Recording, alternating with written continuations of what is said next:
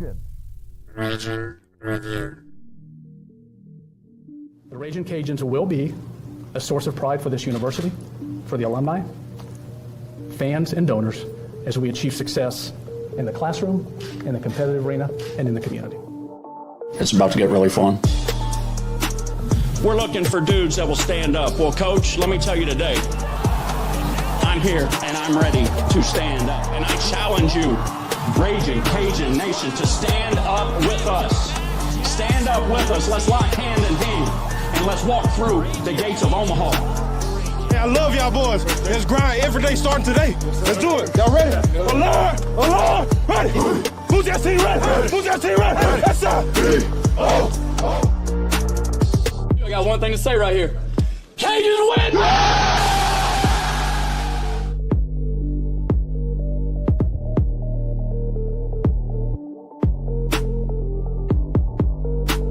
Ladies and gentlemen, welcome in to the Raging Review Podcast, post-game edition, as Track the Pack comes back for a wild weekend wrap-up against the Troy State Trojans, as they like to call us, the ULL. We'll call them the Troy State Trojans. Welcoming in Lane, as well as Troy's Paddy Wagon, a.k.a. a list of names for Josh. So welcome in, boys. How are you guys doing today? I'll start with you, Josh. First of all, did you go to the game today, Josh? I know you went earlier this weekend, but were you there today? No, I had soccer this morning, and then when I got back, we were going to go to the game, but it was like 6-0 in the first inning. So decided to watch it at home and regretted that decision. Lane, I know you were out there today. We'll circle back to your experience today, but how you doing, man? I'm good. I'm a little hot because the sun was beating down, but I'm good. Ball, you need to put you on some sunscreen or something. Yeah, for sure. Cajuns with a weird week this week, come out and play like absolute trash against Southern, play like absolute trash against McNeese. And really, for all intents and purposes, it was 4-3 on Friday night, but we played like trash Friday night, but still had a chance to win toward the end of the game. Now, I know, Josh, you and I wrapped up the midweek games. We told you what we thought. We thought we'd go 2-1 this weekend. Ended up going 1-2. But I want to start with the Troy game on Friday night, and I'll go ahead and throw up that screen right now. We'll look at those stats from that game and just anything you want to talk about. But obviously, you know, we didn't do what it took to win the damn game, and I think we all can agree on that. The issue. And look, I'm not gonna focus on the last play of the game, and we'll show that video in a little bit. But when you're struggling the entire game, and you get to the last inning, you know, the bottom of the ninth, you're trying to get a run across. You got a guy on first, 2 outs, or 1 out at that point. Umpire makes that call in that moment. You know, that's a tough pill to swallow. And I posted it on social media. It got pretty viral. And we'll show it in a second. But I'm not going to focus on that right now. I just want to turn it over to you, let you talk about the game experience and the game itself. And then I guess we can maybe kind of move on to that point of the game where you had a chance to tie it up, and you had that opportunity taken away from you by an umpire who was frankly terrible the entire game, Josh. I don't know any other way to put it. Umpire was bad all weekend. This is our life in the Sun Belt. But look, let's talk about an overview of the game. The game was pretty tit for tat. The difference is 2 of their big hits went over the wall and 2 of our big hits did not. It was a little bit, I would say the gap was a little bit wider than 4-3. You know what I mean? Like the feeling of the game, it didn't feel like we were all that competitive up until the final innings. It felt like it was 9-0, to be honest with you. That sure, we were down. And credit to Gaines. You know, he's been struggling with injuries for a few years. He was every bit as good as we thought he could be. He's come all the way back from some of his surgeries. Some guys don't. I give a lot of credit to Troy for coming in here, playing good defense. There was a couple of hiccups, but not in crucial situations. They pitched it on Friday. They hit the ball over the wall when they needed to. We did enough to keep ourselves in the game, right? But we just never could get the crucial hit with guys in the scoring position and 2 outs. That's been the story of the season. You got to give credit to Holzhammer, who held it together. The entire pitching staff on Friday gave us a chance to win the game. And that's, if there's something that comes away from Friday and Saturday, and I know we gave up 8 runs on Saturday, but if you look at the overall pitching from those 2 games, you come away, and even on Sunday, McGehee was good for 3 innings. I know he gave up a little bit of hits and some runs later in his outing, but even that was encouraging. But going back to Friday, the issue on Friday is you had a play at the plate where we get the relay in from right field. We get it to Jose. He tags Cavill out, Cavill, however you say it, out. And then nobody jumped out the dugout. And Jose didn't turn around and defend his position. And I got to tell you, man, based on where we're at in the season, at that point, you're 8-11. You got this team coming in, and we're 8-10, I guess, at that point. You got this punk ass team, tool bag team that showed their ass to you the whole day. They don't know how to dress. Their pants look like they got Speedos on. They don't respect By the way, the game. that is stupid. That, you know what that tells me, Josh? That tells me it's a bunch of me guys. Like, look at me. Look at me. I'm so cool. I'm so goofy. It's stupid. It's a bad look, but hey, what do I know? But we're all experiencing that. They're interacting with the fans. They're trying to get the interaction with the fan, and they're trying to get the reaction after that play happens with. And by the way, looking at the video, how stupid does he look talking shit with that glove on his hand? I mean, right, the oven mitt. The oven mitt doesn't look very tough. You're not very tough with the oven mitt. But no, but my issue wasn't even that. Like, I don't even really. That doesn't bother me all that much. What bothered me was that there was no response to it. And I've said this on the show before, but I go back to the Hayden Dirk at Southern Miss episode, and the coaching staff would not let guys on the field. And this probably will open up an entirely different conversation. But, Stephen Feehan would have been out the dugout before Deggs had the opportunity to turn around and say, don't do it. Jace Conrad would have been out the dugout before. I don't know what's going on with this team and this program as far as, like, we preach grit and we preach toughness and we preach pack mentality, but we don't show that on the field. And I'm sorry, but yeah, maybe the penalties are stiffer now in college baseball, where if you get into an altercation or you come out of the dugout, there's more of a reprimand and things have changed. I don't know about that. I'm just shooting from the hip here. I am sick and tired of watching punk ass players talk to our players and our fans at the Tigue on a Friday night, and nothing happens. I'm sick of that. If that makes me a hot-headed fan, that's bullshit. I played baseball my entire life, and no, I didn't play at the D1 level before anybody wants to say that I wasn't good enough, unfortunately. But I would have clotheslined that kid coming around third base after that. I would have. I mean, a lot of guys would have. I think Jace would have done it. I think Steven would have done it. I think Danny Mazziotti might have tripped the dude just right after he started talking his shit. I think next batter would have gotten a pitch behind a the message. Bat, He would have gotten a message. Yeah. And look, these tool players come in there with their goofy outfits. They don't respect the game. They're talking shit to our fans. At some point, who's going to get upset about that? It's like it doesn't happen anymore. I do not understand that. There's nothing raging or caging about that baseball team when that happens. Like, somebody has got to get mad enough to do something. Do you escalate the situation? Well, shit. We saw on Saturday, at least some of our fans decided to do something about it. Maybe the players can take a little bit of a page out of Brett's book. Hashtag fight like Brett. I know it became. But where's the fire? Where is the old water hose boys? Where's the Papo Ramos? Where's the history of a team that you're not going to walk in here on a Friday night and do that to us? I'm sorry. I'm still not over that. I'm not going to be over it. And under Deggs, we have not done that. Like, everybody used to talk about Tony getting older and softer in his age. Tony didn't hold the boys back when it was time. All right. You got to let the boys go out and eat. And if that means knocking somebody on their ass a few times, well, maybe that's the spark plug we need. I don't know, because Saturday we came out and really didn't do much better. I'm just sick and tired of watching punk ass teams like what we just saw walk into the Tigue on a Friday night and talk to our guys like what you're seeing right now, and we turn around and walk the other direction. I'm sick of that. We didn't grow up with that, Nick. We didn't. This is not Cajun baseball. It was frustrating from our standpoint because there's nothing we could do about it, right? Because we're seeing it. And we want to respond. Look, and you talked about Robe. You call it getting softer. I think it's just getting older, and getting a little more mature. Because look, I mean, look at what happened at LSU in the regional in what was it, 2000, 2001? I think it might have been 2001, 2002. Went to their regional, and guy talks shit rounding third, the next batter up gets hit in the head. And I'm not saying you should hit a guy in the head, but Rome sent a message, right? The game has policed itself for 300 years. Right. And now we can't hit guys with helmets on? I'm not saying to hit the dude in the face, but throw send him a his damn back, message. Send a message, right. Send a message. What are we doing here? We just go back to playing ball?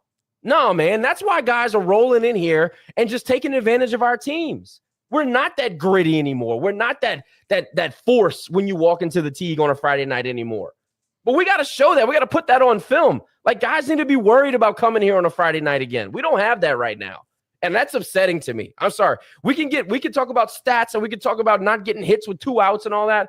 From the very top of it all, the mentality of this program is not close to what it used to be.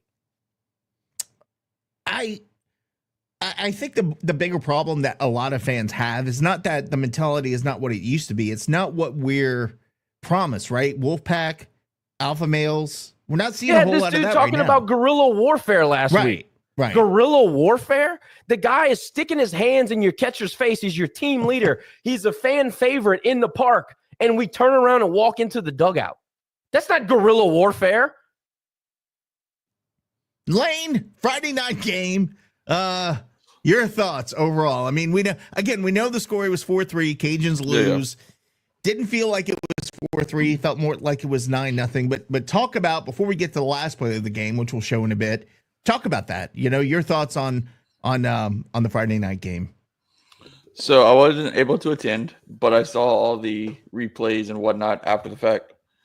And like Josh said, that play with Jose, if that was 5-6 years ago, somebody else is getting beamed, regardless of what happens, whether it's being thrown at his back, his ankles, whatever.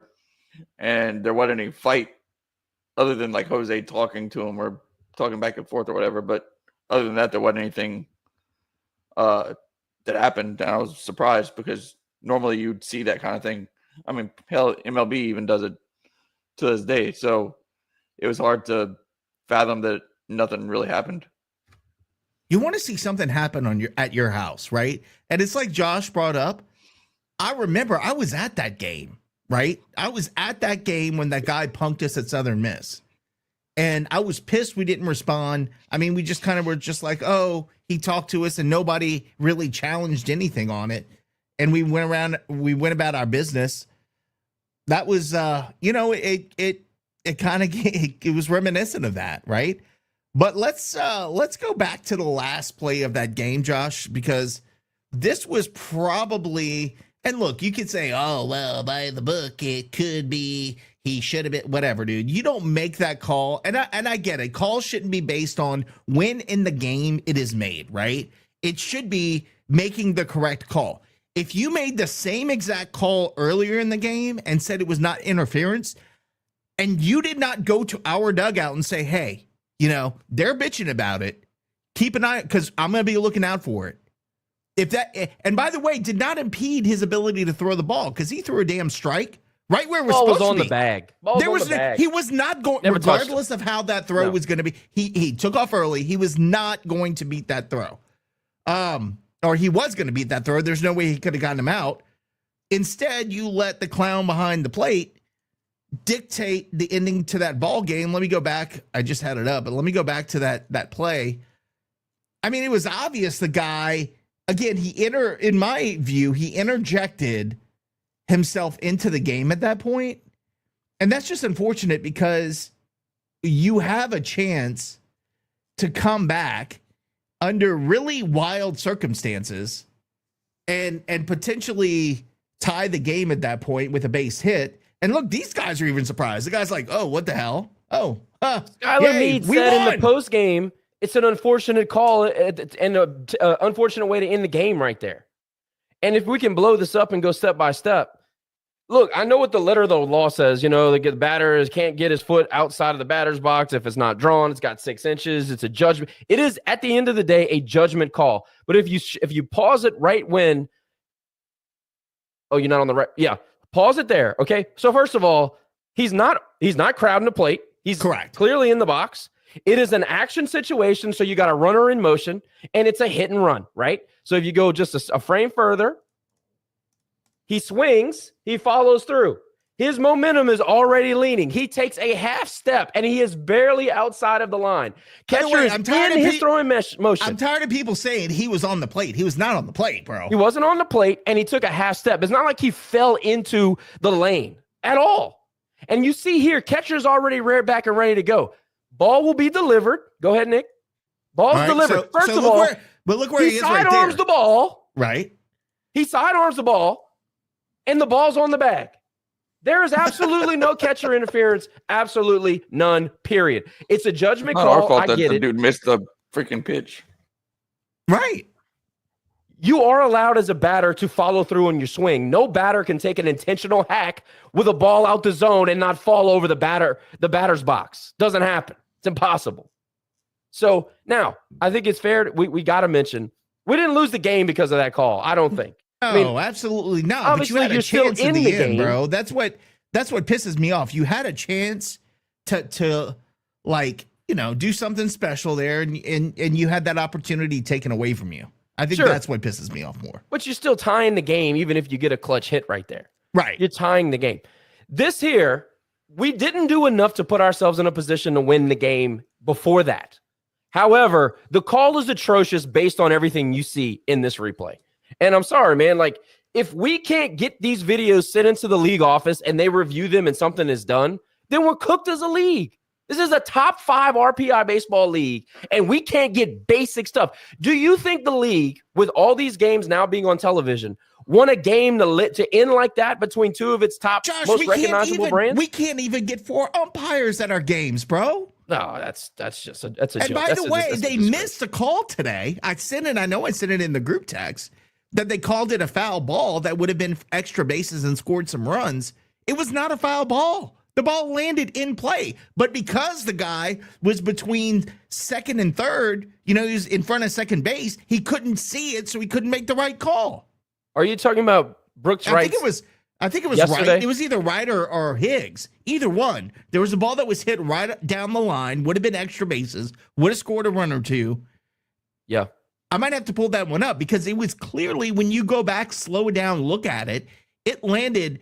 There was no part of that ball that was in foul territory. Nothing. I agree with you. That was yesterday. Foul. But we said it on our side that at least I did, that it landed on the line. I did not think. And typically when it lands, those pellets will bounce up. And when it landed on the white, no pellets from the red side bounced up.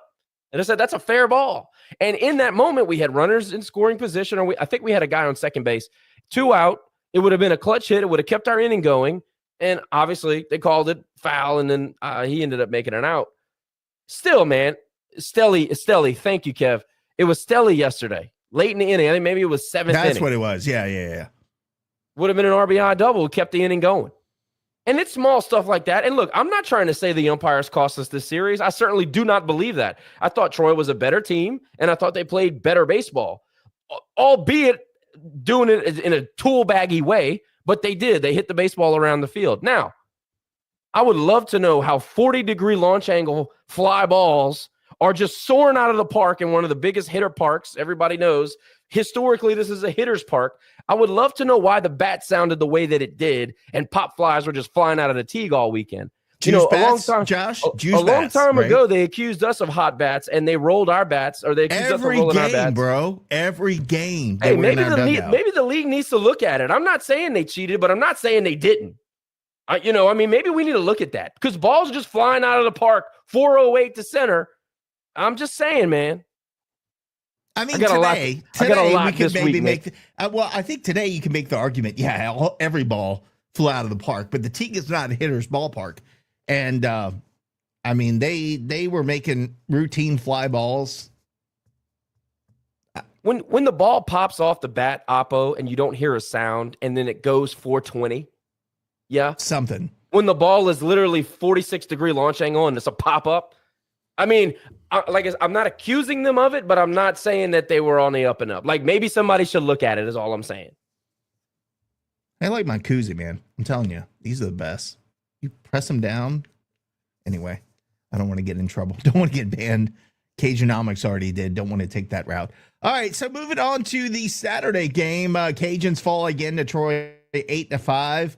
Again, a little more offense. Cajuns getting 11 hits, 5 runs, but could not, it seemed like it early in the game. Obviously, we go up 4-1. You're feeling good about yourself. Then what Troy, I think, did a good job of in this entire series, with most times that we scored runs, they responded with something.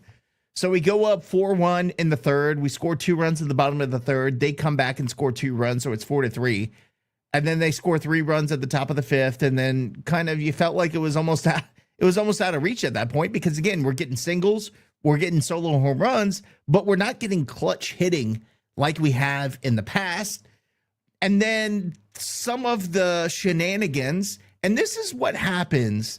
I know the beat writer for Troy kind of gave me shit on Twitter for saying this, but when players start engaging with fans, and not in a just like, kind of a pitcher comes off the mound and says, yeah, make some noise, but like when it's a consistent thing across your entire lineup that the fans are chirping with you, but then you start chirping back with them, that creates a really, really tense atmosphere that I think a head coach, and look, I like Skylar Mead. He gave us a great interview. I think he's a good dude. I think he's a young guy. He reminds me a lot of a young. Got a ton of respect. I got a ton of respect for that guy. And he's a competitor. Again, I'm not mad at him at all. But he's a player's coach, right? He's a player. That's right. He's coaching as a player. So when you coach that way, your players are going to respond that way. And I'm not saying it's a good thing or a bad thing. I'm not going to shit on the guy for it. But what you learn, and watching college baseball for 20 plus years, I've learned when players start taking that personality of the coach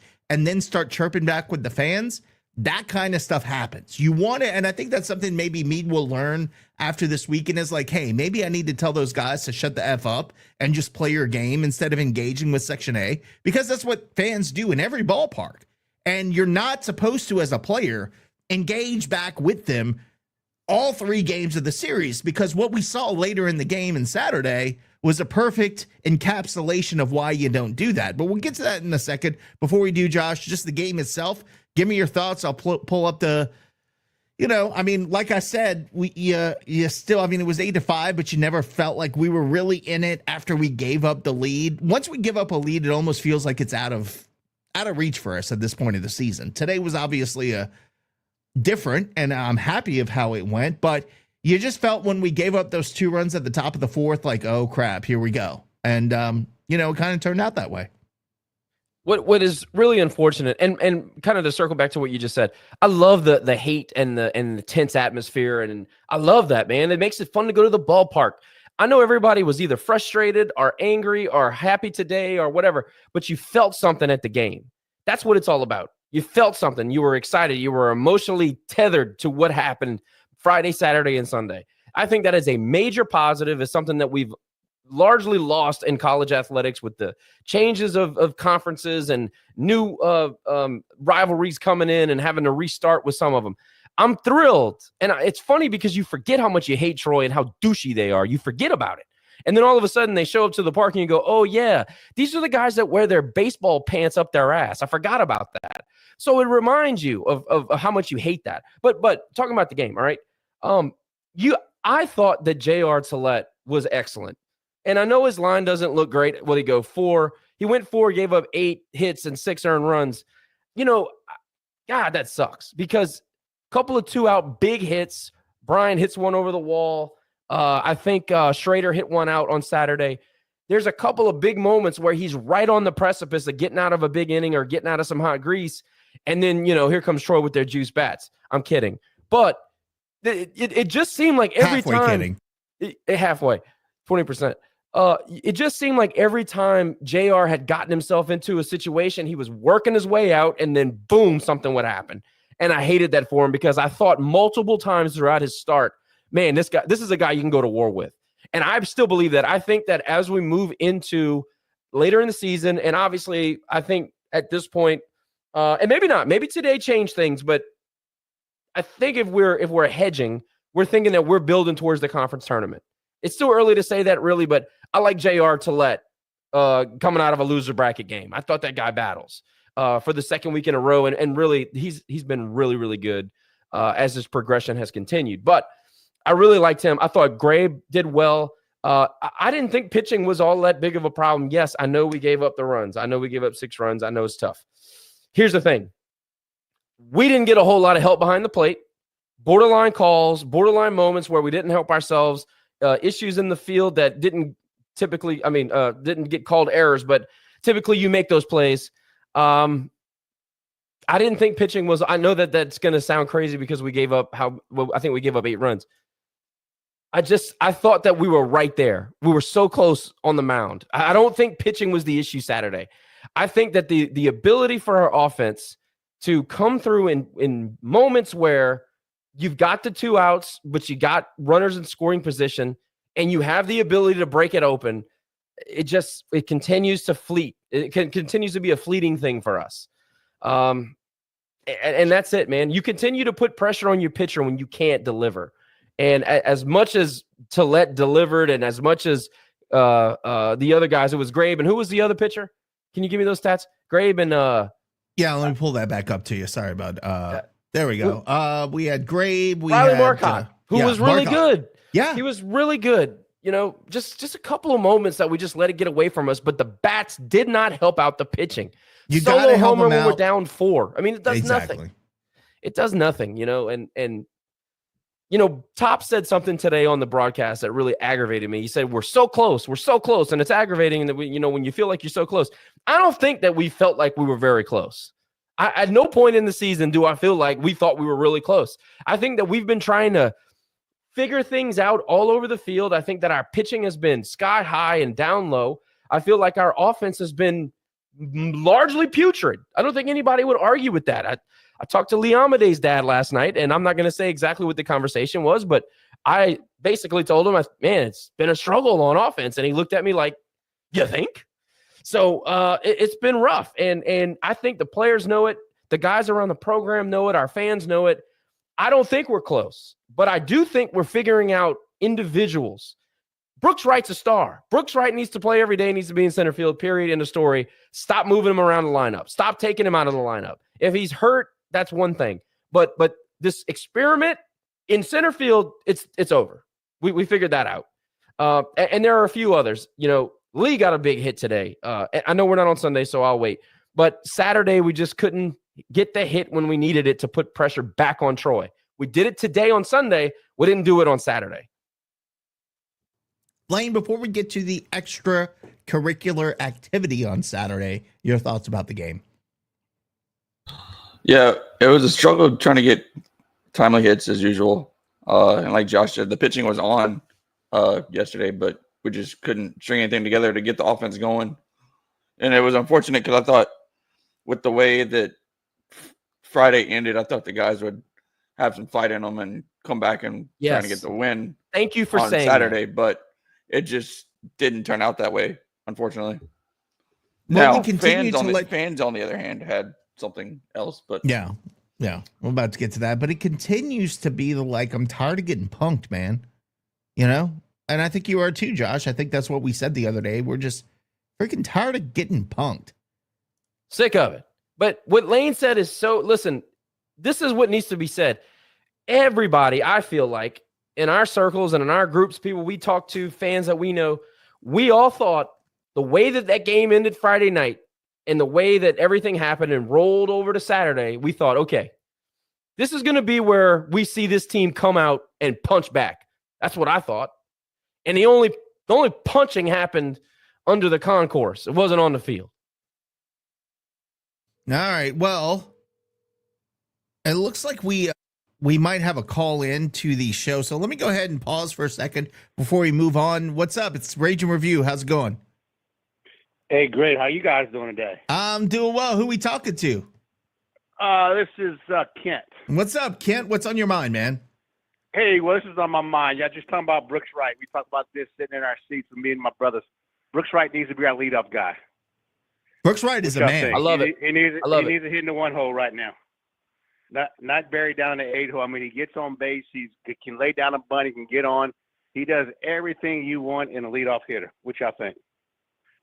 You're not going to hear any argument, Josh. I know you're dying to comment on this, so tell Kent what you think, bro. Well, Kent knows. Brooks Wright's a ball player. He can do everything. He can do anything you ask him to do, and he doesn't have any qualms with it. You want him to lay down a bunt? Yes, sir. You want me to put one in the gap? Yes, sir. You want me to go oppo? Yes, sir. He hits the ball where it's pitched. Yep. He's a freaking gritty outfielder. That might be a little before your time, Josh. You might have Feehan. It wasn't before Stephen my Feehan time, is brother. my hero, buddy. Stephen Feehan is how I built my career in baseball, just fighting people on the field. Okay, great. Hey, another thing, we come to the conclusion. We need Nick back with the sound effects. Yes, please, because the sound effects are more awful. what they used to be. Is it that What bad? you think man? about that, Nick? Hey, let me tell you something. If y'all could pay my salary and move me back to Lafayette, I'm in, baby. But we might have to have a couple auctions for that because those Nick, jerseys. I'm gonna pass the hat next game, brother. I'm passing the hat next game. Get you back. That's good. Don't bring tell the the raffle IRS. back. Don't tell the IRS, man. right. That's gonna be trouble. Hey, all right. Yeah, have a great day. Thanks again All for right, dialing yeah. in. Appreciate it. I'm glad he Bring called back in. the 50-50. That's right. I forgot to mention that we are taking calls. 866-454-RAGE. So that was cool to hear from Kent today. Got a couple other guys that promised they would call in. We'll see Justin Johnson. Hate to say don't see throwdown in this team. I don't know, Josh. I mean, Can we talk about that? well, before we talk about that, because we're going to talk about today, and I'm going to ask you, was that throwdown that we saw today or not? So hold that thought. We will get to it. I do want to wrap up Saturday with a couple of things that I want to show. First of all, before we get to the big episode, it was this call, second play of the game, or really the first play on the bases, where the same guy at second base that made the call behind the plate that said it was not interference, or excuse me, said it was interference. Look at this play. It's going to play a couple times, but watch the Troy player grab his leg as he's sliding in. And when we question whether or not it was interference, the guy from the previous night who called the interference on the last play, that was not even only questionable, it was a terrible call, says this was an interference. How is grabbing a player's leg as he's sliding into second base not interference, Josh? Explain that to me, because I can't figure that one out. We need to get fact checker Lane to get Ian on the line, because Ian will give you the technical definition of what is a interference. But technically, he didn't go out of the line. He didn't go out of the baseline. So maybe that's the call. I think if you grab a person trying to throw the ball to first base, that should be interference. So I don't know. Ian would probably be able to tell us better. But I just, it's funny because it happened literally. What was it? Second batter of the game? It was the second batter of the game. That's what was so funny. It's like the same guy has the opportunity to make the same call, the right call this time, and no, not interference. We always say call it both ways. That didn't happen. Well, the guy also looks like he's 12 years old, so I don't know that he's I don't know, man. I'm just going to stay away from that one. All right, let's get to the fun point. So, of course, you know, Justin was talking about our fans not having, or our players not having throwdown. Our fans definitely had some throwdown. I can't really enlarge this too much. Let me back out of it a little bit. I'm just screwing this all up. But yeah, let's talk about that. So a little bit of a ruckus caused behind home plate, where if you've seen this on social media, you can see that a Troy guy cheap shots one of our fans, goes back for a second shot, and then I call him the hero of the day. Brett comes in and gives him the business down there, as the NFL officials would say. You know, again, when I go back to how it was when you start getting the chirping between fans and players, and then the players continue to do it, and you saw it Saturday especially because the first baseman, you know, telling people to make more noise when he makes a play and kind of chirping back, and then it you know, escalated through other players. You guys got guys like this who come in, and Josh, I guess I'll let you tell a little more of the story, because I know some people said it was in the concession line. These were actually guys who were walking into a box seat. Troy fans walking into one of our fans' box seats, like talking crap, standing behind them. These fans are trying to tell them to like move on. And then for some reason, one guy catches a stray, as you'll see at the beginning. I mean, this dude's catching strays. He's not even part of the argument. And then everything escalates, Josh. I don't know what else what more to say about it? I mean, it was just a bad situation, and that guy ended up in jail. Can't say I feel terrible about it. Didn't he have a warrant out in Alabama? So they ended up Yeah, he did. extraditing his ass. Yeah. That's so awesome. Well, look. So he first of all, didn't spend jail. I got it wrong. I thought he spent the night in jail in Lafayette. No, they took his ass back to Alabama to spend some time in jail. So that's so great. He didn't catch today's game. It's so perfectly Troy. They had fugitives at our game. It's perfect. But you got it. Before we get into the weeds on this video, you got to give it to Brett. He chugs the beer. He sets the beer down. And then he like hops and smacks the dude. It's perfect. Well, the beer was probably like $40. You got to conserve the beer. So shout out to Brett for thinking quickly on his toes. But look, I mean, he pops the guy, and then the guy keeps going after our fans, and then Brett grabs him and gives him another one. He two-pieces him. So look, this is why I love our fans. Our fans are not going to sit here and deal with this stuff. I think it was 2021. Landry and I were sitting down below, and this Troy fan kept running into the box, running his mouth off, and it was like multiple times, not one time. So we politely asked him to go away. I think that's what I said. Maybe Ryan can remind me of the words that I used, but we got thrown out because of this freaking idiot Troy fan. I completely forgot about that until this weekend. But it's the same thing. They have their fans come down, they get a beer, and then they go into where the premium boxes are, and they're hollering and screaming, and they're in there, and they're all – you know what's funny to me is that when our fans go down to watch the game, the ushers will tell them, hey, you need to step back behind this line. Oh, you got yeah, there's no way you can get through that, bro. It's like the nuclear code is on the other side of this line. You can't be here. But when Troy's here, they can be in the box, basically sitting in the chairs, no problem. But they're causing problems, and you can see right now how it turns out. But shout out to Brett for just smoking this guy who deserved to get his ass whooped. And, he's having a good day in Alabama sitting in a holding cell. So good for him. I don't know what happened with Brett, but I do know I wanted to say this. We need to start a GoFundMe to get Brett another jersey because his number 5 got ripped in the melee. Look at this. Sets the beer down. Troy guy. Watch the Troy guy. He puts his 2 beers down and was like, yeah, I don't want to do anything, so I'm gonna just oh shit, there's something's going on. Let me just casually put this down. Okay. He's busy. Okay. He's too busy to get involved with this. I'm moving as fast as I can. Though. I respect that because I ain't getting my ass in a fight. First of all, I can't fight. I've never been in one. Don't plan on being in one. But that's me, bruh. I'm like, I'm out. This ain't for me. That's great. And dude in the backwards hat looked like the problem guy.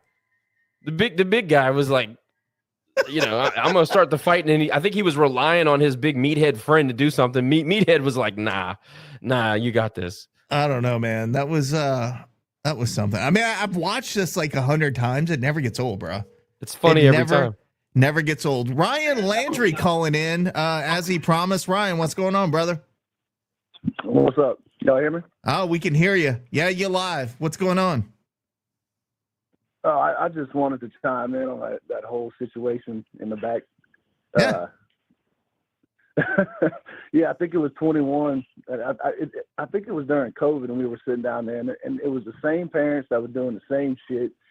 They hoot and holler all game, and they talk shit, and they say the stupidest shit, and then they get pissed off whenever we tell them, kind of calm down or whatever. And kind of going back to the point of, like, we can't even stand up back there, but then they kind of let the Troy fans do whatever, then you get shit like this happening. But, it goes back many, many years with me and the Troy guys. I got into it at a conference tournament in South Alabama. I think it was 06 or 07, and it hadn't been the same. And it's been the same ever since. So it's always going to be, to me, it's going to be fuck Troy and fuck their trashy ass fans. I was telling Josh about this earlier. It's you see it with certain fan bases like McNeese. There's been some incidents at the Tigue with McNeese. Sam Houston, when we hosted a regional, they like completely lost their minds over something. It's almost like the certain FCS teams like Troy never lose the FCS fans. It's almost like a high school fan base. And I'm not saying this for all Troy fans. I mean, I'm sure they've got great fans. This is a subset of people that we continue to engage with, but it's almost like they never get out of that FCS type of mentality. Like, But Nick, they do it on purpose. Look at the players. Their players are instigators. In football, they would try to hurt our guys when they come down here. I remember Baseball that, yeah. does it. Basketball is always some shit on the court.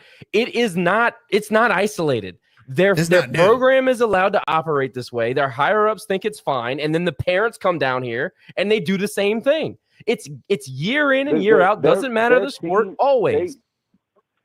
They had a couple of players the last few years that were actually from Lafayette. So their parents.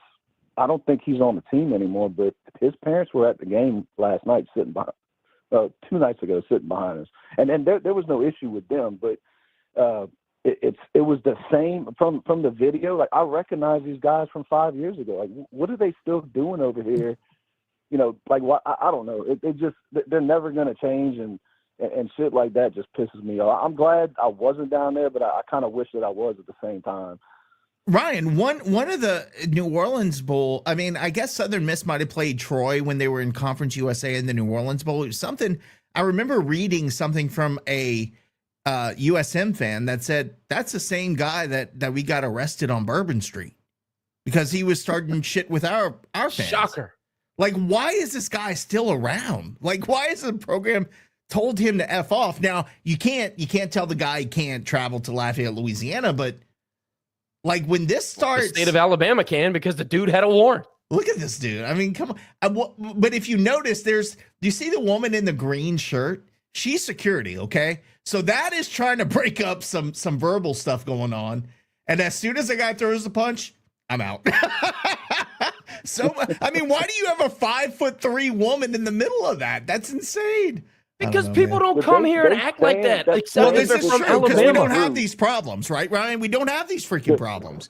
The same group of their fans stay in the same spot every year, and they do the same shit. You know, and then we get in trouble. I don't understand that. You know, justice for Brett. We need to come up with some T-shirts or something like free Brett or something. I don't know.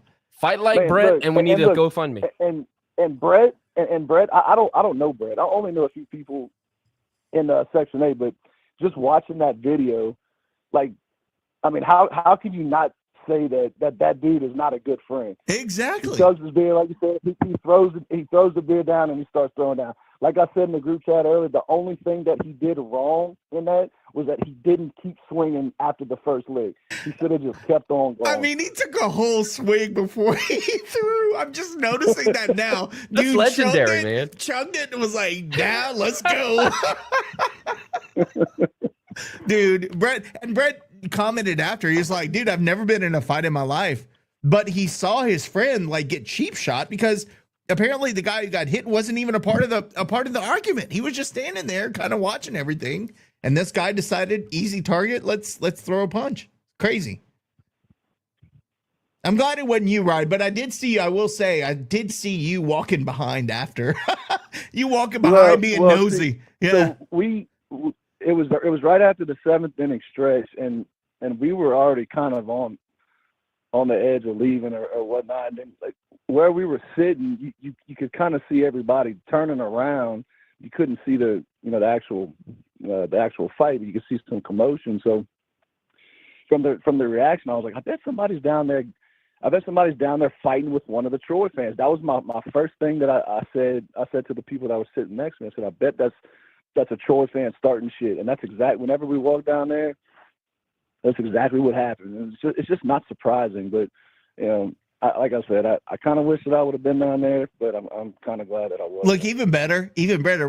Brett just chimed in. He said the security guard told the 92-year-old man with a cane to move back on Friday night from that box, but never told the Troy fan to move at any point. Is that shocking? Typical. It's not shocking. We shit on our own people. That's what we do. That's what we do, man. Ryan, how much Woodford have you had today, buddy? Not enough. I know. You sound pretty tame. I expect you to be a little wild there. Yeah, well, I don't know. I'm still kind of pissed off from last night. Kind of had to take it easy today, but yeah, that Troy, they just really pissed me off. I don't really know what else to say. Well, Piss if Josh off. If I mix Woodford with that, it won't be a good day for anybody around here. Hey, Ryan's how I found out about Brett, because he sends me a picture of Brett sitting.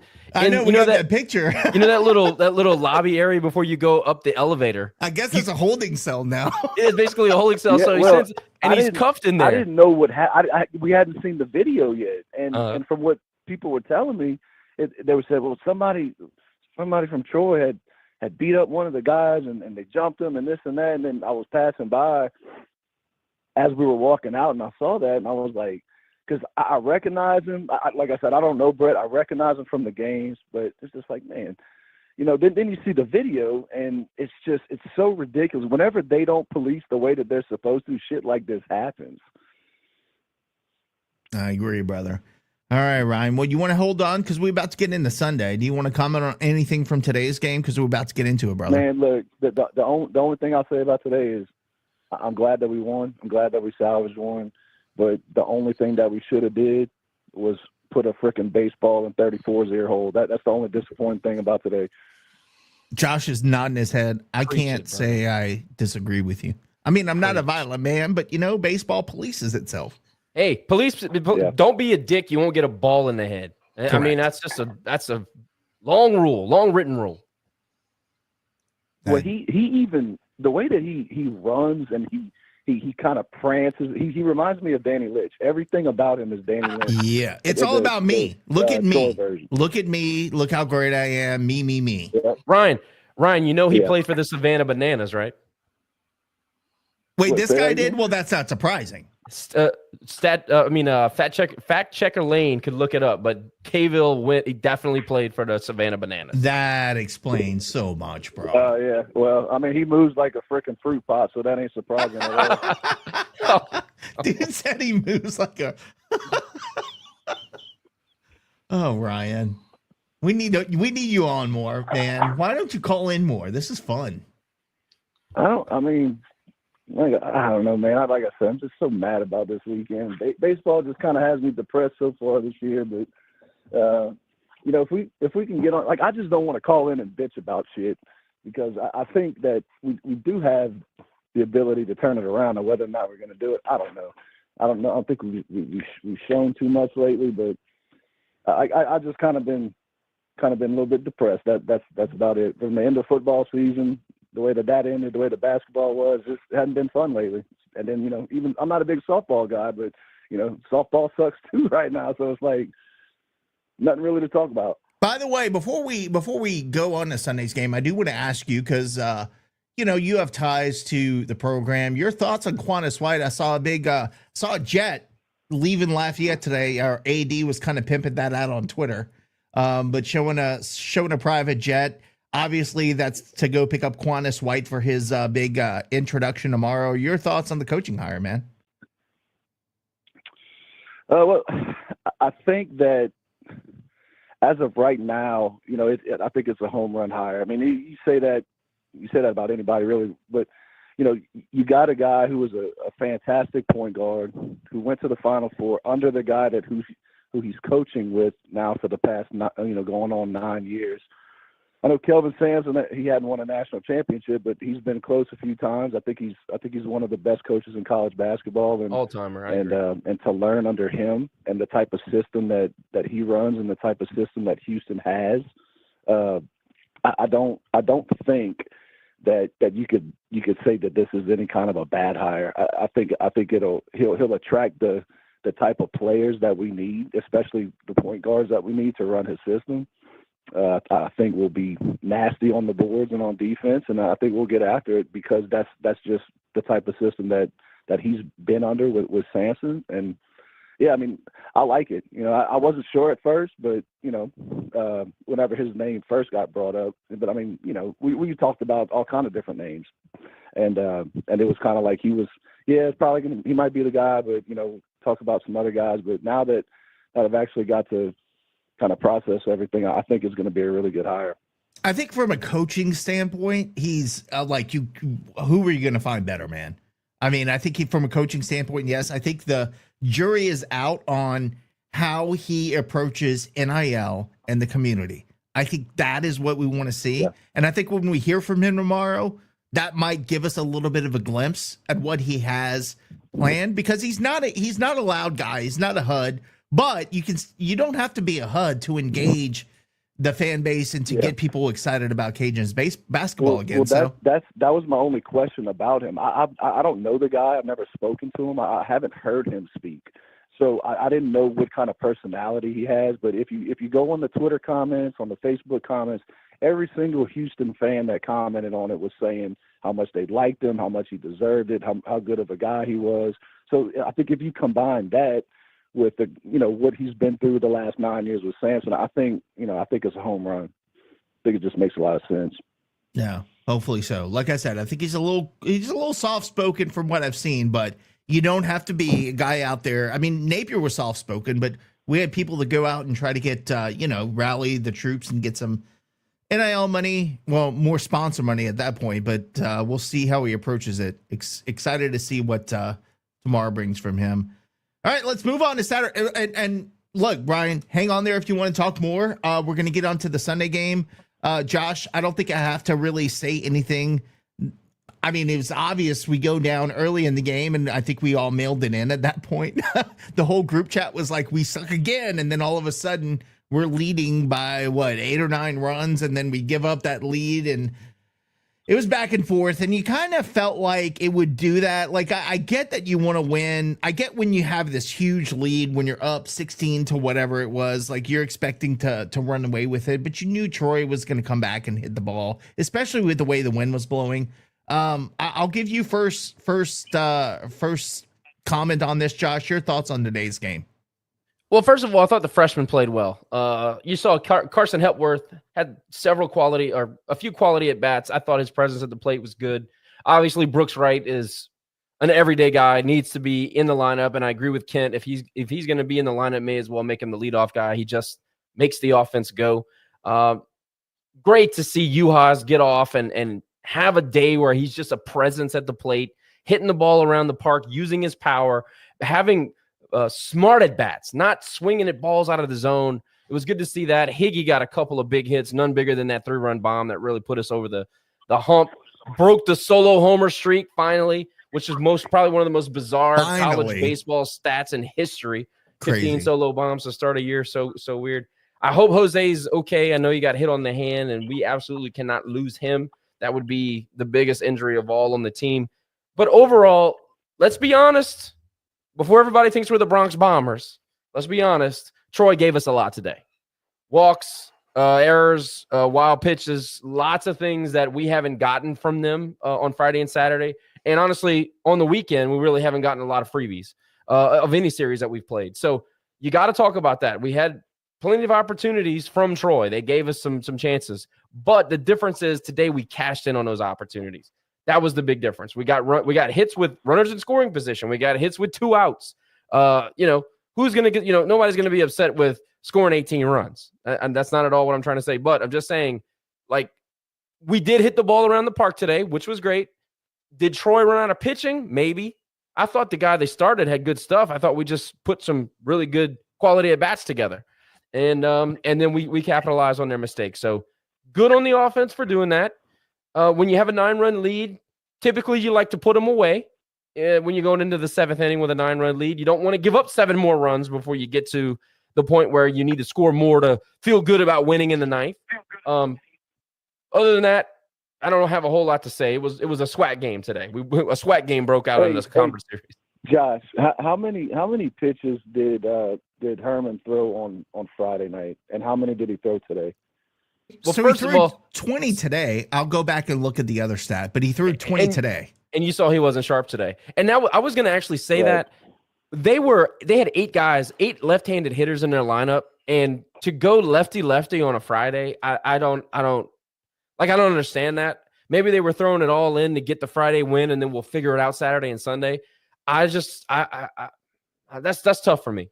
I'm not using my 2 best left-handed pitchers. Is there a reason why Herman wouldn't start Friday? I was kind of confused as why he was going to come out of the pen and then throw 5 however many innings he did. Why didn't he start?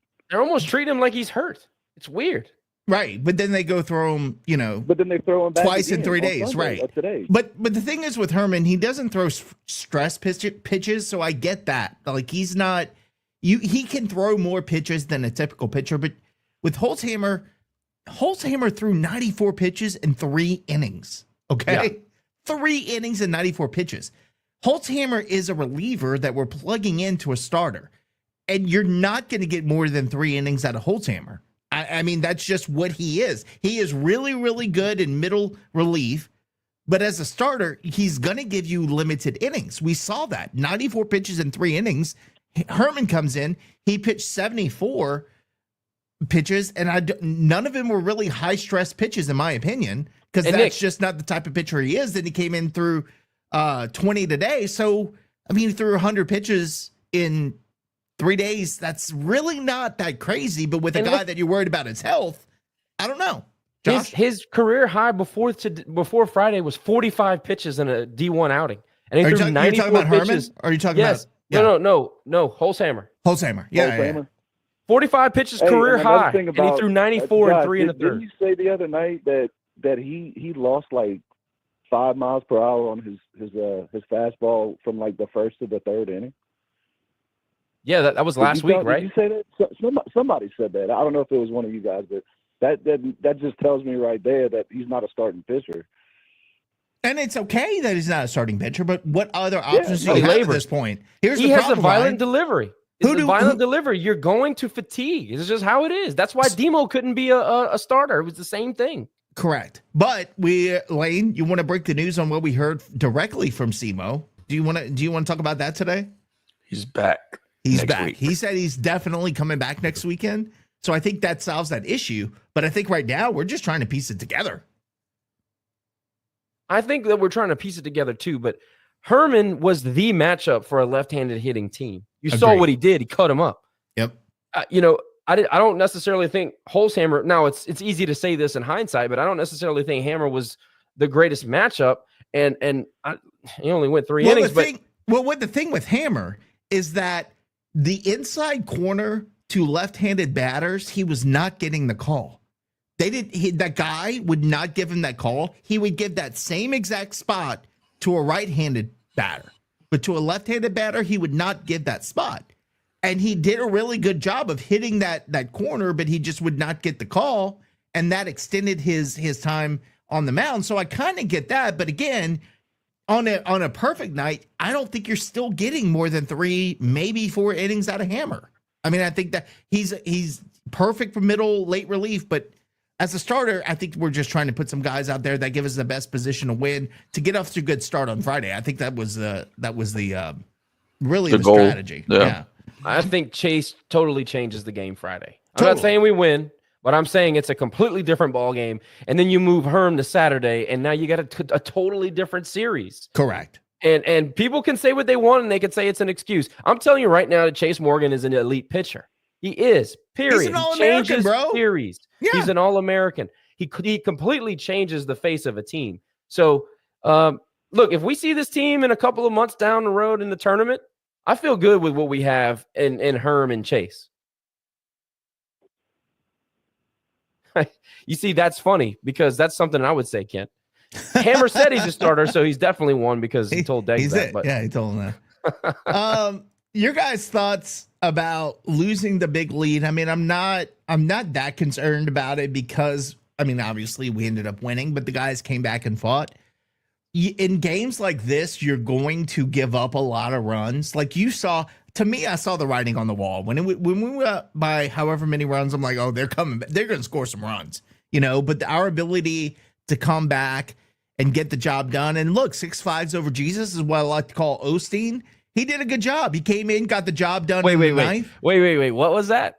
6 flags over Jesus. Osteen. 6 flags over Jesus. Joel Osteen. 6 flags over Jesus. We gotta make Osteen jokes. We have to make them. We gotta find some good ones. Relation, right? No. We looked it up. His uncle is named Joel Osteen. Now, there is some confusion on who might be Joel Osteen, if it's the preacher or some other guy from like Mississippi or something. But it doesn't matter. That's not fun. We're gonna roll with it. Well, I'm calling him 6 flags over Jesus for the rest of the season, so he'll just have to deal with that. But I mean, he got the job done. in the last inning, and a third today. And hey, I know, Josh, I know you had some questions about him, but he shut the door. He did it. He got it done, man. When you come out with a religious song, I'm definitely going to have some questions. But look, big giant balls today. Slam the door. We're now judging players on the walkout song. Let me tell you something. Since 2014, the walkout songs have been atrocious, and we haven't been back to a super. But I'm just saying. I think Deggs picks the walkout songs now, doesn't he? I don't know. That's just. I think it's bad, actually. No way. I've heard he does that. I don't know. I think it's bad, Ryan. It might be bad. No. I don't know. That would be some bad shit. We got bigger issues. Totally agree.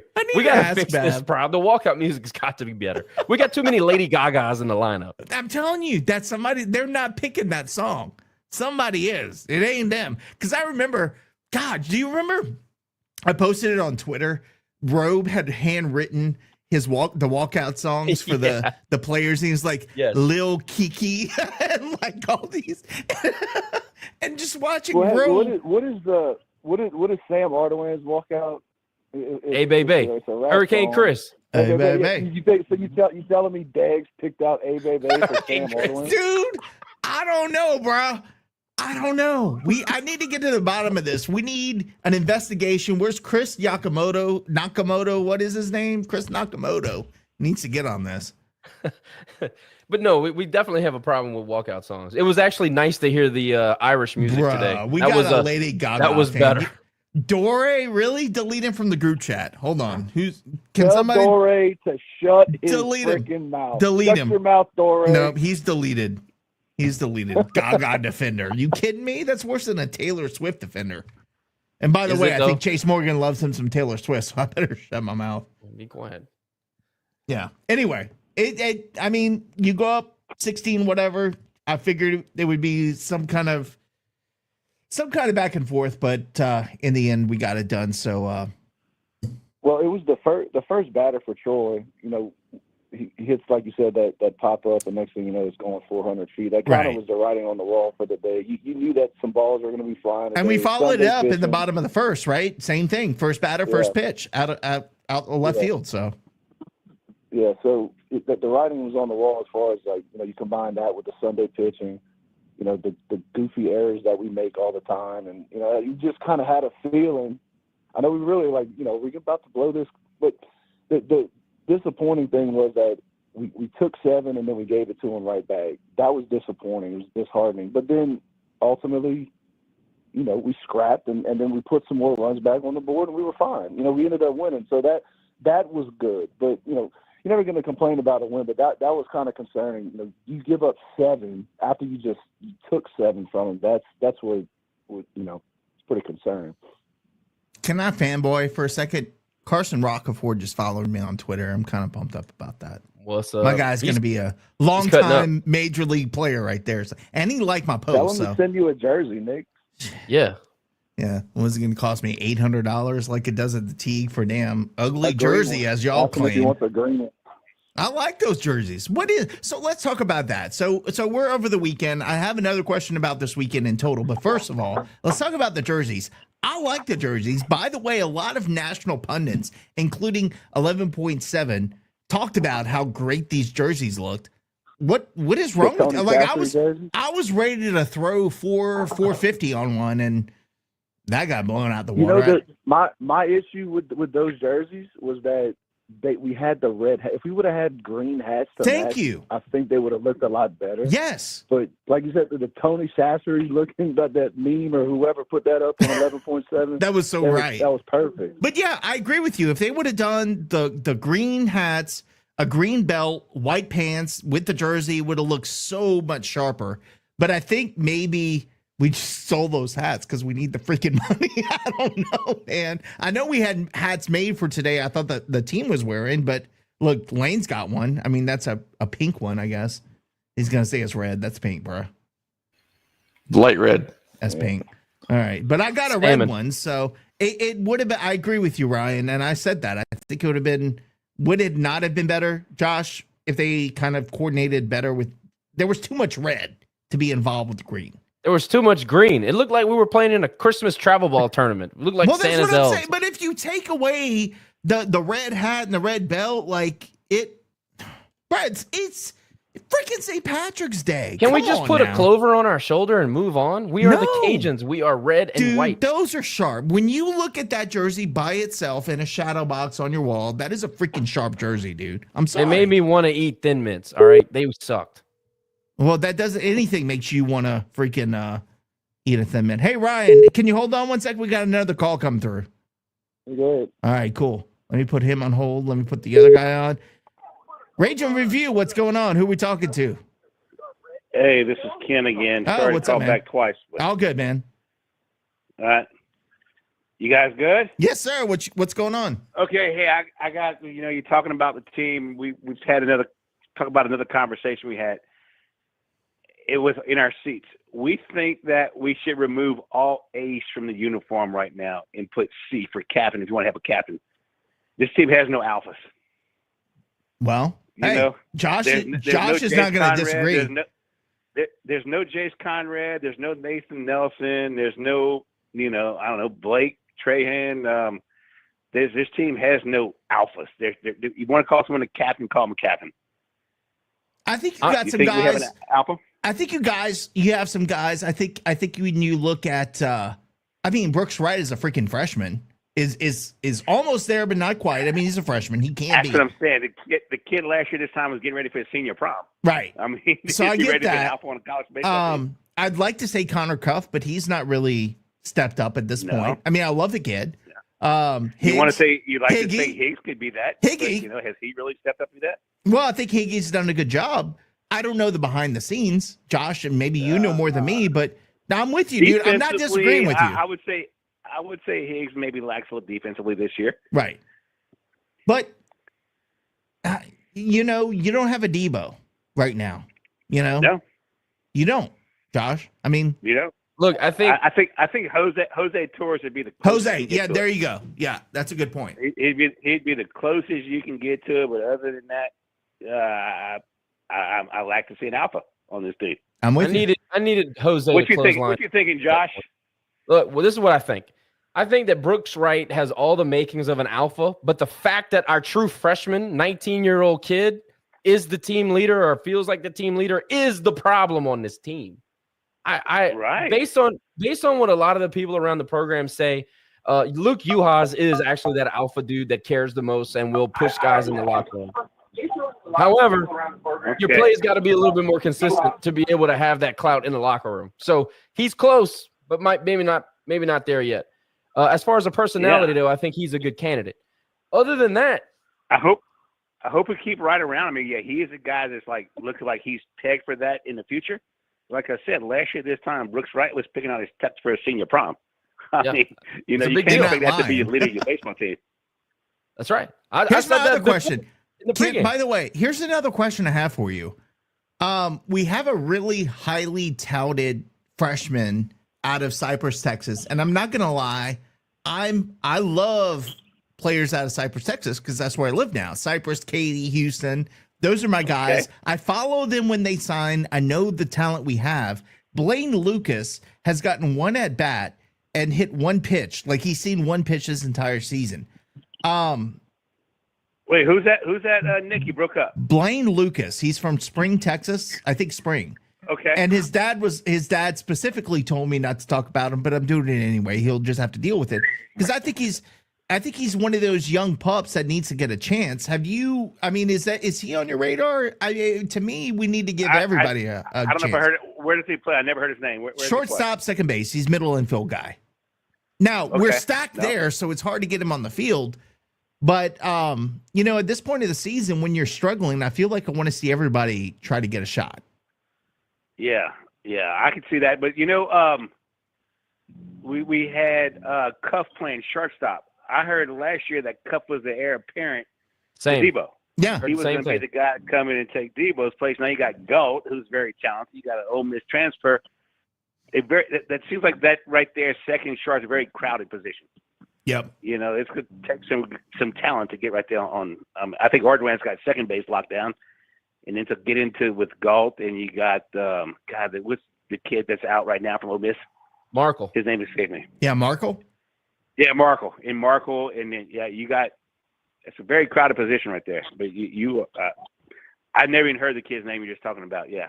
I think when you see it, but I think when you see some of those guys struggle at the plate, like give somebody else a chance.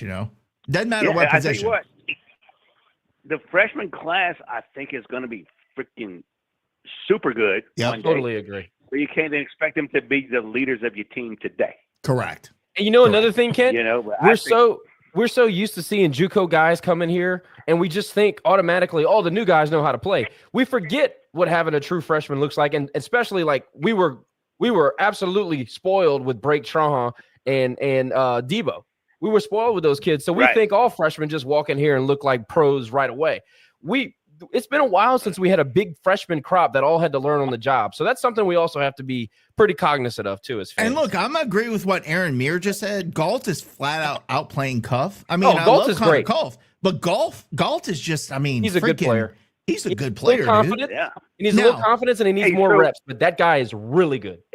I've heard Cuff had like Big Ten offers to play football at quarterback. Is that true? Yep. Yes. He has Texas high school football state records. Yeah. Yeah, he probably had the most yards in high school passing and then quarterback we had on campus the last couple of years, right? Probably so. It was over 5,000, I think. So, I think this team's going to be very, very good if we can keep them all about 2 years. It's going to take some NIL, man. Talented freshmen, understanding. Yeah, I know that's the bad thing. Now you can transfer and get a lot of money. But if we can hold this team together, they'll be very, very good. I think a couple of years. I'm gonna give money. I give too much money already, Josh. They tell me they don't like my money, but I'm gonna still give it. But you finally bought tickets. I'd shut up. Yeah. But anyway, guys, have a good day. Thanks, Kent. Ryan, your thoughts? Wait, I mean, you've been quiet there, brother. What's going on? You put me on hold. I was letting Mr. King go. No, I put you on hold, and I realized we could merge the call, so then you could listen. So there you go. Yeah, I'm all in. There you go. He's all in on the freshman. We got to go all in on the young puss. That's what I think. I agree. And Drew, we got to bridge the freshmen growing into themselves while Chase Morgan is still on this roster. If you can accomplish that, I'll see y'all in Omaha. I'm telling you right now. Well, we got to get that bus ready because we're going this year, apparently. Oh. Is that right? It's on, baby. Let's go. Man, we were supposed to go see the bus today, man. Damn. Yeah, what happened with that, bro? I had stuff to do. We had soccer, and then I got busy, and I just didn't go. But we're going to go tomorrow. Get the cast and couch together, and y'all are letting me down, brother. Lane, I'll let you know. We'll reschedule. Okay, I got to call the lady back. He just wants to make sure. Nick wants to make sure we got it ready for. Hey, watch it. We don't want to talk about her name. We're not mentioning names. We're not mentioning names on the pod, bro. When do we go to Hattiesburg? It's a couple of weeks. It'll be a while. I think it's next to last series. In May. Hey Lane, if you could, Mr. Fact Checker Lane, could you pull up the scores from this weekend? I don't know if you can pull up scores that show like who won series or whatever. I've been trying to pull that up, but yeah, give me a sec. A few whiskeys into it, Nick is struggling. Syndicate does a graphic that might be up. If not, I use D1 baseball, and you can just move from date to date. It's pretty cool, pretty easy. D1 baseball is. I don't know why Daryl. Why are we talking about TSAB? Get that out of here. Who cares? TSAB said they declined the NIT. I could give two shits. I love you, Daryl, but thanks for listening. By the way, yeah, we got the better basketball coach, I think, out of TSAB and us. So, well, it's TBD. By the way, I like that Ryan likes him. That gives me some confidence. Ryan, can we talk about who our next guest is? Well, I wouldn't say next guest, but who we have coming on for the TSAB week on Monday of next week? Yeah, who's that? Is that Mr. That is AYS or whatever? Blake Rodrigue with AYS. Josh is coming on our pod.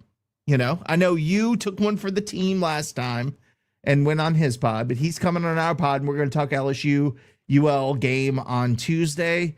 That should be interesting, man. I'm sure Cajunomics will come up. I can't wait to talk about that. Apparently, that's the That's our woes are because we reported an illegal stream, or actually we didn't. Well, maybe we did. I don't know if we did or not, but regardless, it's all our fault. So I think our audience doesn't even know about it. they don't even know what Cajunomics is. That's what you get for calling yourself Cajuns. Michael Wolf calling this Gulp and Hurt. Weird not seeing him in a lineup with Gulp struggle. Yes. So Shoulder. yeah, he had a shoulder issue. His mom was actually at the games. By the way, I know she's probably watching because she DM'd me and was like, "Hey, are you there? I want to meet you guys." Josh was being a stick in the mud because he was mad about the game. But so Wasn't being social. We did not get to see Miss Gulf, but if she is watching, she did give some insight to the folks and let them know what's going on. Oh God, here we go. Are y'all even ready for this? I'm sorry, dog. Hold on one second. Let me add participant. Hey, are you still here, LeBlanc? Are you still here? Jerry, are you here? I'm here. Oh, great. All right. Hey. Hugs and kisses. How are y'all doing? What's going on, man? I'm good. How are you? Oh man, did I interrupt somebody else's phone Yeah, call? we had a great conversation going on, and then you decided to call in. But you know what? Whatever, dude. Oh man, I know I have to ruin everything, guys. I know. I have to give you guys a shout out for holding the. I think I just cut him off. Hold on, let me go back to it. I don't know how to quite work this yet. Hold on, let's see what we got. Well, you cut me off. I know, but I hear you. I didn't want to do that. It says 3-party call. Nick just making a bunch of editing work for himself. For this Bruh, show. I am making so much editing work. I don't know what the hell I'm doing. I'm gonna write down. We have a casting couch phone call going on. Oh, right here. Jerry hung up. So Jerry, if you hear me call back, man, I screwed that up. I had it right the last time. You got to. No. Gary. Oh, here we go. All right, Ryan, hold on one second. What do you think Gary's doing right now? Well, I have my ideas, but hold on one second. All right, hold on one second, bro. Let's add a participant. Let's add. I think this guy. Hey, Jerry, you still there? Yeah. Yeah, I don't know what the hell I'm doing. What's going on, man? How are you? Good. I was just wanted to give you guys a shout out for holding the fort down again. Oh my God, dude. Yes, thanks, Jerry. Appreciate it. Oh, I mean, what happened? What I missed? I've been missing out a lot. I've been missing out a lot today. Holding down the fort again. Holding down the fort. You know how much I hate that, bro. Hey, you're killing it, man. You're killing it. I mean, I'm trying. Here I am trying to give you a good compliment, and you just crap all over it, Nick. Jerry, I don't get it with you. What you got? Man. What you got? Hey, look. Okay, I obviously can't. I'm sure Josh is saying some smart ass remark in the background. I can't hear a word he's saying. I don't know where Lane is. You see, I get blamed for everything. I'm not even doing anything. Hell, dude? Like, I literally get blamed for everything. The radio guy blames me for everything. Jerry blames me for everything. The guy at Learfield blames me for everything. It's unbelievable. Josh, you know I was gonna set you off with that, but I got nothing but love for you, man. I know y'all probably. I just cut him off. Hold on. There you go. Sorry. I'm sorry. Say that again.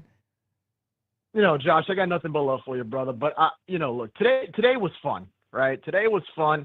But man, like Kevin from the top I gotta say, the one thing that's concerning to me is once again our bullpen. But I want to ask you guys something that I've noticed today at Tigue. We know Troy can hit the baseball.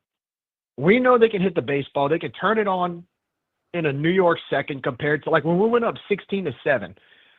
My mindset was, okay, we're going into the 7th. We just got a 7-run inning. We've scored every inning up until that point. We're going to run rule them. We're going to run rule them, and then we're going to go home happy. They come back and respond with 7 runs of their own. And luckily, finally, Lee Amade gets that timely hit in the 8th and was able to kind of put it away with those insurance runs. But I wanted to ask you guys, the level of concern for the bullpen, is it the fact that it's Troy, a team that can hit to where it's not as bad, or is it the fact that we actually have problems in the bullpen? I mean, it's a Sunday game, dude. So, like, I expected it to be that way. I don't know, man. I mean, maybe it's just me, but I expected them to come back and score a lot of runs. And I don't know, Josh. I mean, am I wrong in thinking that? Because I feel like, well, based on history too, this is what we do. So I think that at no point, and I might be the only one who thought this, but at no point did I think we were going to run rule that team. At no point did I think the game was over. In fact, when they loaded the bases in the 7th, I thought, here we go.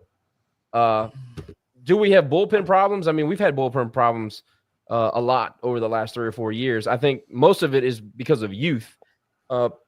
But when you're, like you said, when you're in a Sunday game and scored a run, especially when you go up big, guys are just trying to throw strikes.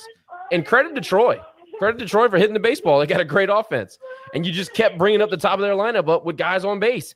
Did Brooks Bryan come up at one time at all this whole year series with nobody on base? it didn't feel like it. I think he came up with somebody No, on base didn't feel every like single it. time. I think Yeah. Cavill came up with somebody on base half the time. I think what did Mir hit? Did he hit 600 this weekend?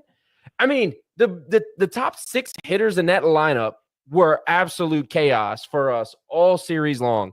So if our frontline guys weren't getting the guys out, certainly not deep in your bullpen on a Sunday, can you expect those guys to be super effective? Like I said, I thought McGehee was actually pretty good for 3 or 4 innings.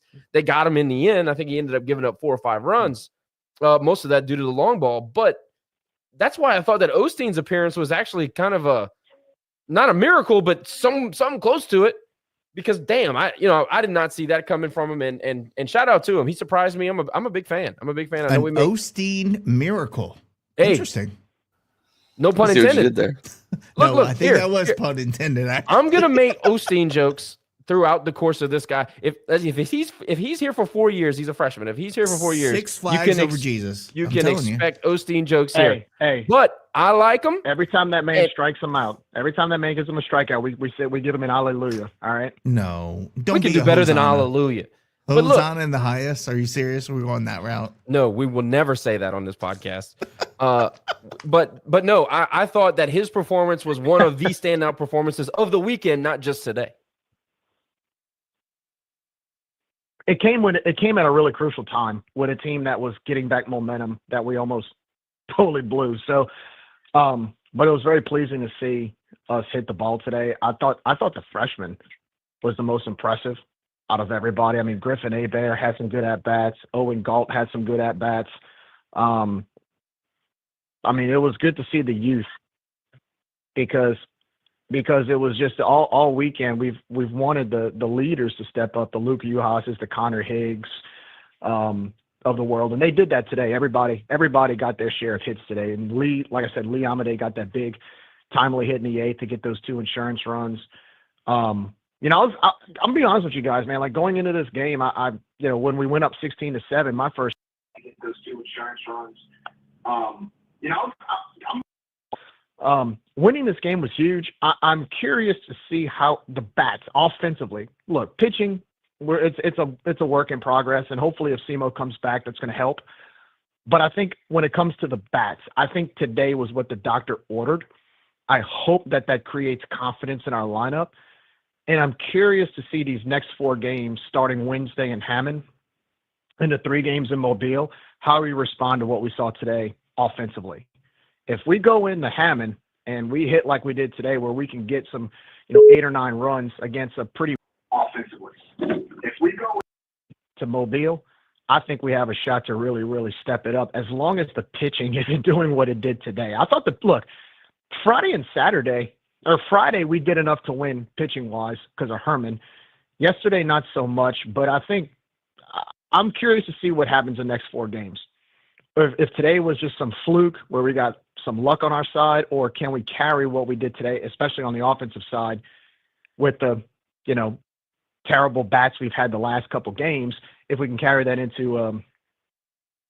into Hammond and next week. Because I do think the schedule should ease up a little bit. The last 4 or 5 weeks we've played nothing but ranked opponents. I mean, South Alabama's not ranked. They're not bad, but they're no rival on the road. Then I think it follows up with JMU. So at home. So I would hope that with the competition going down a slight bit and the way we hit the ball today, I'm going to be really interested to see what we do going from here. But I have no anyway, guys, faith, go ahead. man. I appreciate you saying that, but I don't have any faith. Based on past results, now they could very well surprise me this weekend. I fully expect we'll beat Southeastern in midweek, but things happen. But they got to prove themselves to me and to, I think, a lot of Cajun Nation this weekend, and this is the opportunity for them to do that. So, Yep, no doubt about it, guys. No all doubt. right, Well, thanks, Jerry. Anyway, just wanted to come say hello. I'll be joining y'all this week before the weekend series. So I'll talk to you guys later.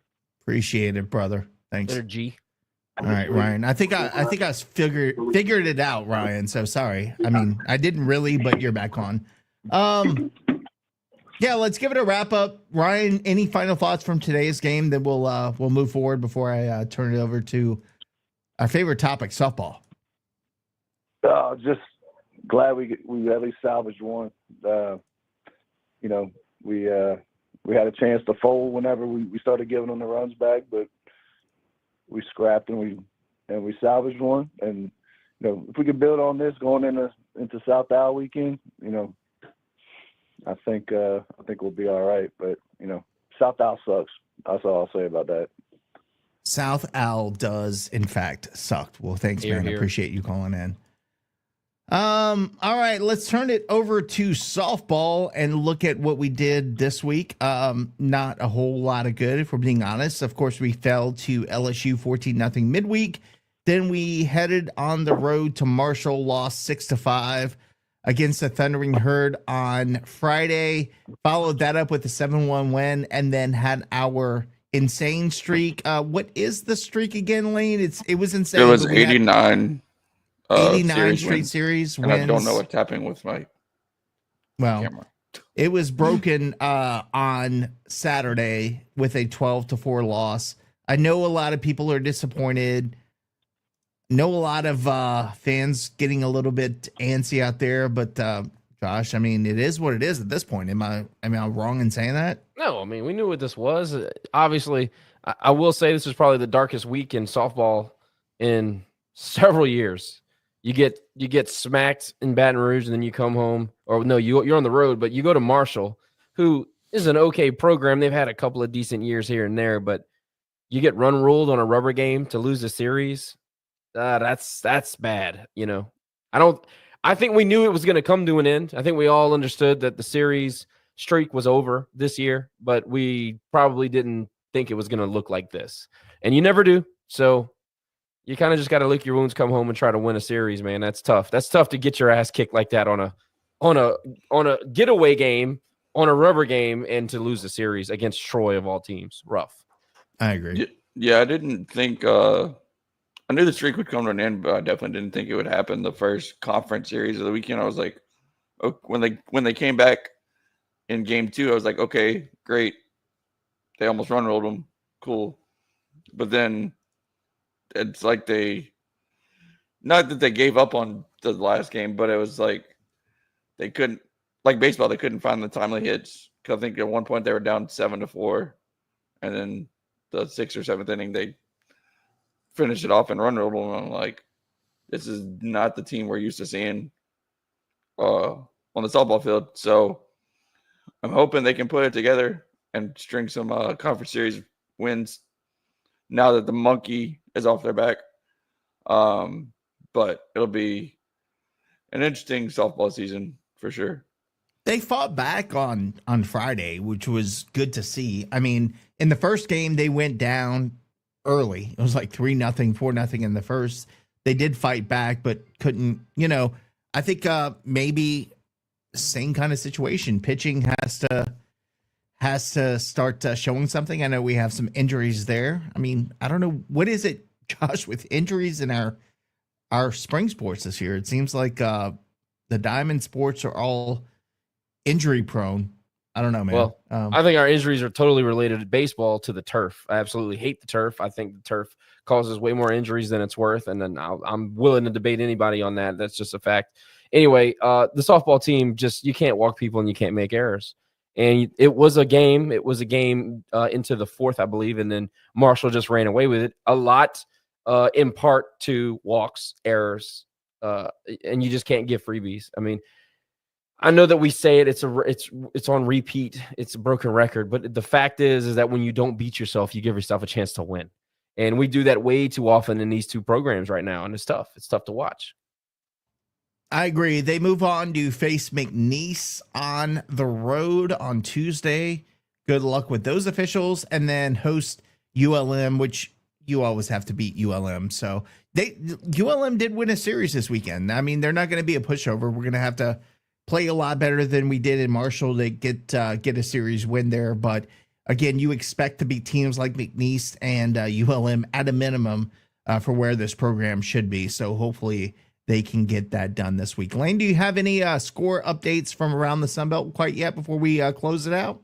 Yeah, I have some from yesterday and today. JMU defeated ULM in a series 2-1. They lost the first game of the doubleheader yesterday, but won the second game. Coastal swept Georgia Southern in their series. They won 11-1 yesterday. And by the way, doesn't Coastal host Troy next week? So that'll be interesting to watch. Yeah. I hope Coastal freaking. I'm not a Coastal fan, but no, man, they're both douchebag programs. But bro, like this, I do love being in a good conference, though. Man. Yeah, It's but so let Coastal freaking sweep their asses. I'm okay with that. Sorry, Yeah, Lane. you're good. App State won over Texas State 8-7 yesterday in 11 innings. Southern Miss defeated ODU yesterday 11-4, and my computer's acting up now. And Old Dominion actually won today as well, 4-1. Wow, over Southern Miss. Oh shit. Georgia State defeated South Al 15-14, so they had a game like us today. Arkansas State defeated Marshall 9-1, and then App State defeated Texas State today 10-8. So App State that's a big series win for App State. Did they Are you sweep kidding me? Yeah. No, They won 2-1. Not sure if I it was think. swept, but I think they're 2-1 for sure. That's a massive series win. Texas No State's wonder been playing good US baseball. No wonder USM isn't giving a shit today. We won and they lost. You notice that? Like USM, I think they're trying harder than we are as a fan base. I tried to make a rivalry with them, but like it doesn't seem like it's catching on with our folks quite yet. We just kind of like whatever.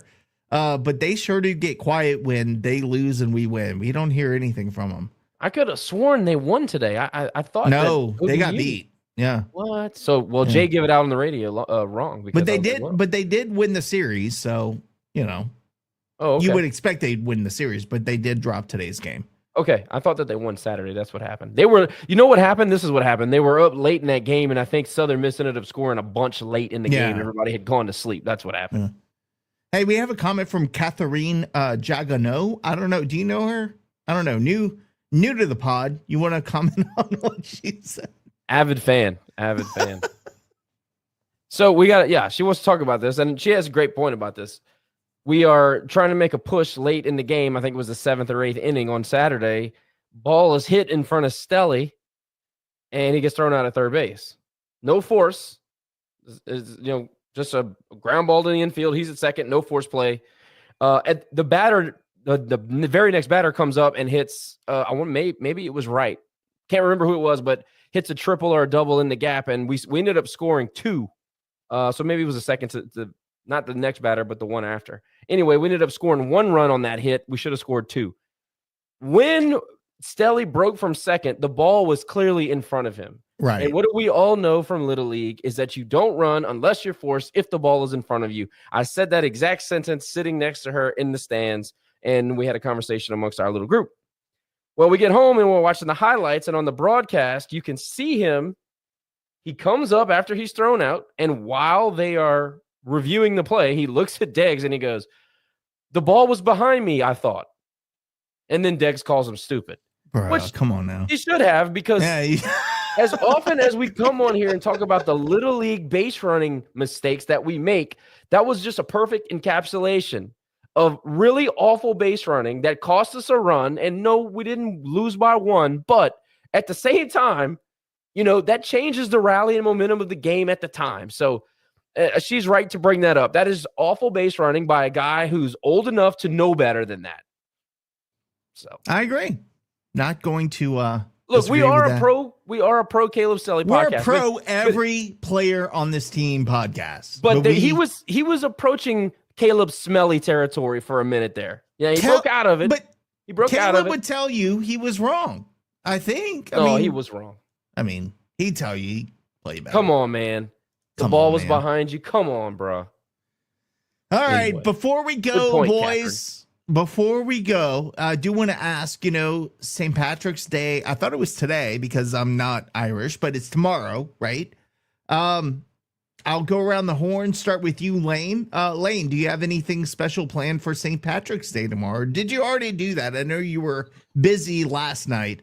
So we had some stuff. We had a pub crawl on Friday and then a after party in the park last night at work. So that was fun. And then I'll wear my green tomorrow. I'll wear the hat that has the green on it. But yeah, nothing really planned for tomorrow. He's wearing a green hat or a hat. Well, that with has green. the That's pretty impressive. Cajuns logo on it. Yeah. It's not. Hey, this one's legit. I'm just saying. I know there's some haters out there that are going to be like, "Hey, John, not Cajuns hat." I know, but I like it. So shut up. Josh, Troy's Paddy Wagon. Your thoughts? Anything special planned for St. Patrick's Day tomorrow? I'm going to live my life like it's a regular Monday because I'm not Irish. I don't give a shit about St. Patrick. And St. Patrick's not even a saint. I'm going to wear what I was going to wear anyway. You're going to do what the rest of the country does during Mardi Gras. Not a damn thing. Nothing. Right? Mardi Gras should be a federal holiday, by the way, in my opinion. I'm just saying. It should be a federal holiday.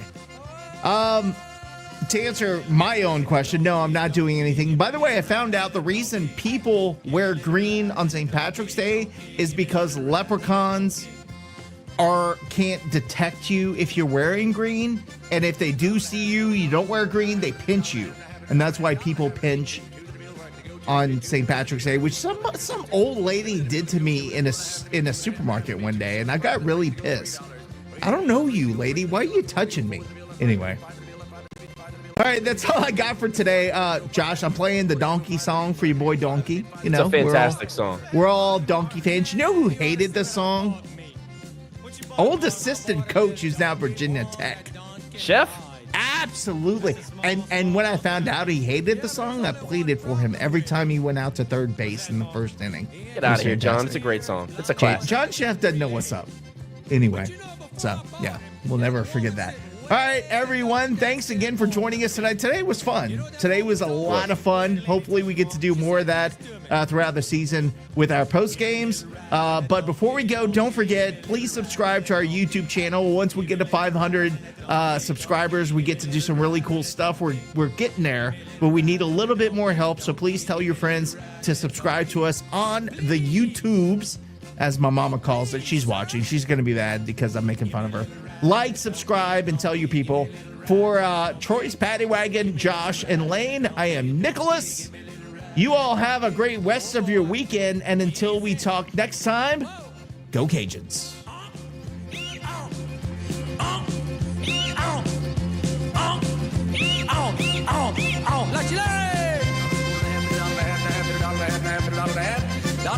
$1.75, we're gonna go one. What about $1.75? We're gonna go 1.75 to the bill. Hey, what more? Man, I went to the selling Quincy, man. You ought to see what I bought for me.